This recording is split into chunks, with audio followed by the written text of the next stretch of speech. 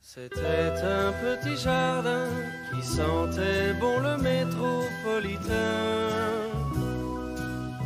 qui sentait bon le bassin parisien.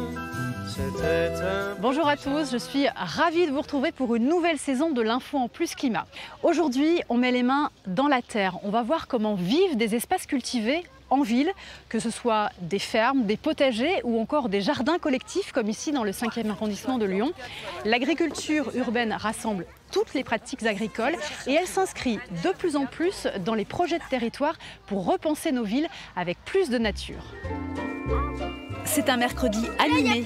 Les petits jardiniers récoltent ce jour-là les pommes de terre. L'occasion de retrouver les copains du quartier. C'est sûr que c'est plutôt à la campagne qu'on trouve autant de verdure. C'est vrai que c'était un choc quand on a trouvé ce jardin en ville, quoi. L'association Gaïa a pour objectif de créer du lien social à travers l'agriculture. On a les mains dans la terre, hein, et voilà. Et on apprend et on fait des bêtises et voilà. Moi, je trouve ça, je pense que c'est une expérience qu'il faudrait essaimer. Les ateliers de maraîchage sont ouverts à tous pour favoriser la mixité entre les cultures et les générations. Il n'y a pas d'objectif de production dans ce jardin.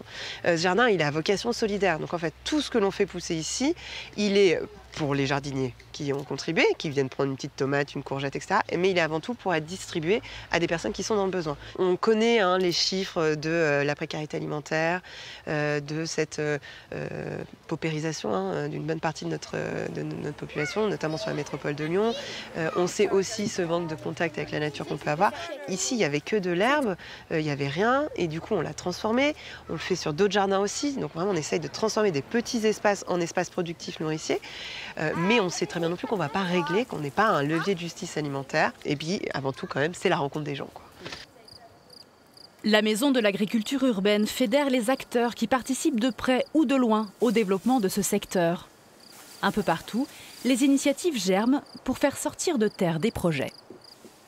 Il y a de la difficulté à stabiliser vraiment des modèles et à voir ce qui fonctionne vraiment ou pas. C'est propre aussi à chaque ville, chaque accompagnement par les institutions ou les pouvoirs publics. Du côté associatif, oui, il y a tout un foisonnement d'initiatives, que ce soit celle de l'accompagnement au portage de projets agri-urbains, monter des potagers, monter des jardins en école, en entreprise, dans les collectivités ou dans les copropriétés. Ça c'est une activité qui augmente fortement, et tant mieux. Et puis aussi des jardins partagés, sous différents statuts, et avec différentes valeurs et vocations, on y revient. Avec, c'est vrai, un vrai intérêt, un engouement qui se traduit sur le terrain de la part des collectivités.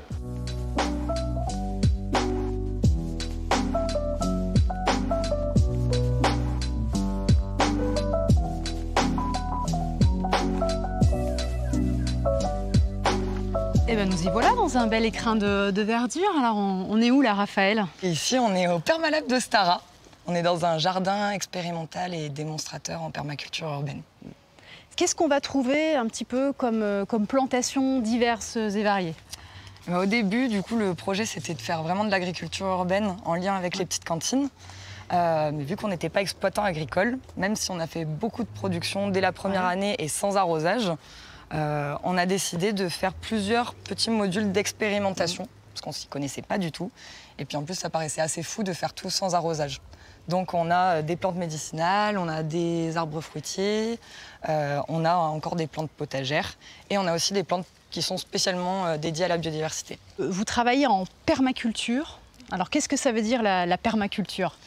La permaculture, c'est souvent confondu avec l'agroécologie. L'agroécologie, c'est tout ce que vous allez voir ici avec le paillage, les sols vivants, la régénération de sol, même le compagnonnage entre les plantes. Alors que la permaculture, c'est vraiment une question de design de l'espace. Comment on va répondre à des besoins humains dans le respect de la nature et alors, en interaction avec elle. Avec le changement climatique, tu as vu des évolutions en 8 ans de jardin. Oui. Sur quoi est-ce que on le voit et comment ça se matérialise vraiment concrètement? C'est pas forcément du réchauffement comme on pense, mais vraiment du changement. Ça veut dire que avant, moins de pluie peut-être, des températures ou trop de pluie. Cette année, c'était trop de pluie. Donc c'est vrai qu'avant, les anciens ils nous disaient toujours, il y a les seins de glace en mai et puis il faut planter après. Il y a des années où j'ai pu planter avant, mais j'ai pris des risques, comme il y a des fois où en fait, il faut attendre jusqu'à juin avant de planter et qu'il n'y ait pas des limaces de partout. Et voilà, donc même si on aime la nature, il faut savoir s'adapter et être très observateur de la nature et de ce qui se passe. Comment intégrer des zones cultivées dans un espace citadin fait de béton et de pierre? Le sens, pour Raphaël, est d'accélérer la transition écologique dans le secteur de l'immobilier. Si on a un plan local de naturbanisme comme on peut avoir un PLU, ça voudrait dire que ça peut régir toute la ville. Un PLU aujourd'hui c'est trop compliqué, la nature est complexe, le PLU est complexe, donc d'intégrer ces sujets-là c'est très compliqué à mettre en œuvre, donc on ne voudrait pas s'opposer à un PLU, bien évidemment, mais plutôt à l'accompagner, à aller plus loin sur l'aspect nature en ville, travailler avec les collectivités, travailler avec des experts, parce qu'il y a plein de nouveaux métiers qui naissent aujourd'hui et qui ne sont pas forcément connus par les collectivités ou par les acteurs privés. Alors quoi comme type de métier par exemple? Comme nous, par exemple, on a un métier où on vient régénérer les sols avant plantation, où on vient aussi parfois dépolluer les sols, soit par des végétaux, soit par des amendements, en réutilisant tout simplement des déchets locaux. Donc voilà, il y a une diversité de métiers qu'on retrouve et qui se spécialisent de plus en plus parce qu'aujourd'hui, on voit le besoin.